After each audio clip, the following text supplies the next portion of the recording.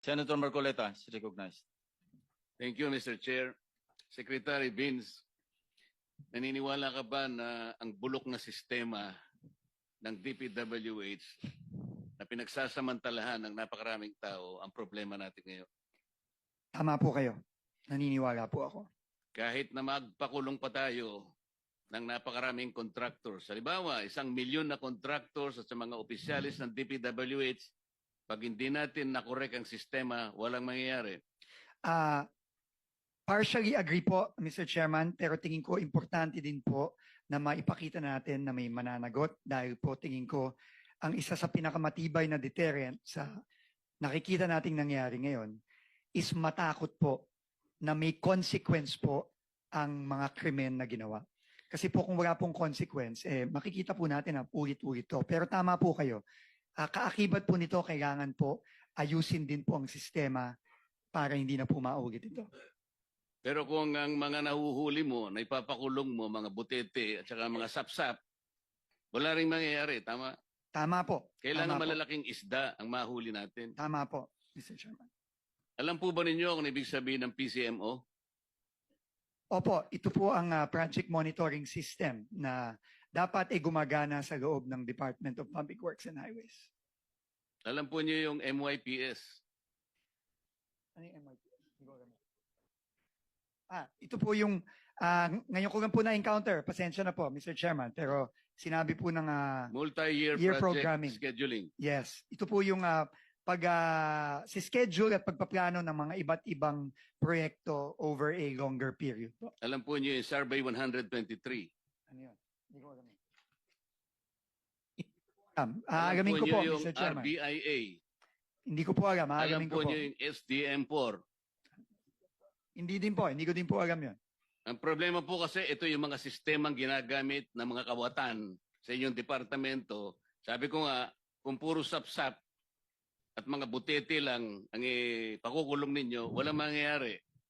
Agree po ako, pero sana po kung makulong po natin itong mga sapsap, sana po magaman din po natin kung Hindi sino po yung yun mga ang nasa layunin itaas. ng kumiting ito. Hindi sapsap, hindi butete ang aming hinahanap. Agree po. Yung malalaking isda para matigil po ang mga kawatan. Agree po, Mr. Chairman. Alam po ba ninyo na yung sumbong sa Pangulo ang ginamit na batayan ay yung MYPS? Opo, yun po ang ginamit na batayan. Yun po ang ginamit na batayan kaya mali po lahat. Pati po ang committee ito ay na-mislead. Alam po nyo kung bakit? Po, Mr. Chairman. Ang MYPS po, ang ginamit dyan, puro initial na coordinates. Sana wag ka nang binubulungan muna niyan para na... Ako po bilang personal kong pangtulong sa committee ito, ako lamang po nakakita na ng halos 14 na discrepancy sa mga coordinates na ibinigay sa sumbong sa Pangulo. Naniniwala po ba kayo? Mamaya bibigyan ko kayo ng kopya at ibibigay ko rin sa komite ang 15 proyekto na mali ang coordinates.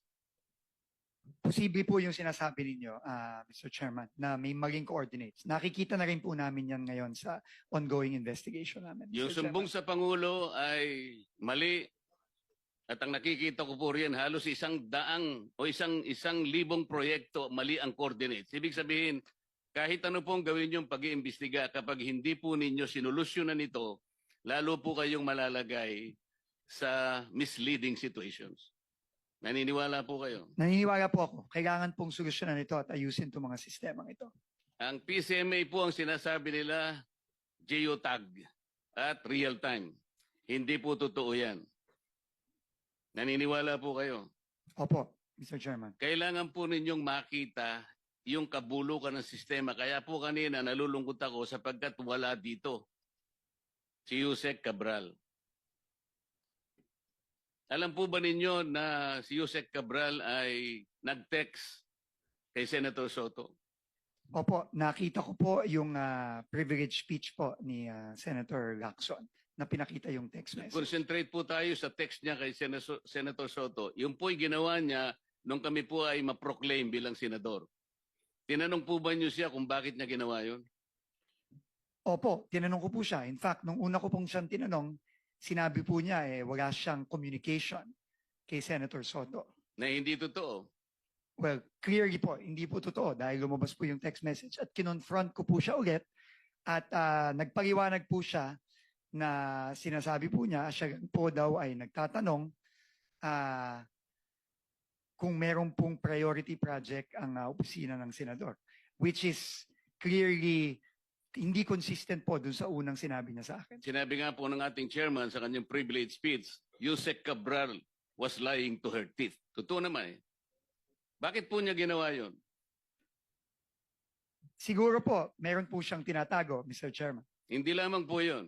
Nagpresenta siya, gusto niya sigurong masiyahan si Senator Soto sapagkat sa pag-aakala niya noon, Senator Soto kasi is a contender for Senate President. Tinanong niyo ba siya kung si Senator Soto lang ang tinext niya? Sabi niya, sana makita ko yung priority niyo, 500 million for now. Ibig sabihin, may trans pa yun eh. Alam po ba niyo kung meron pa siyang tinext na ibang senador sa ganun ding pamamaraan?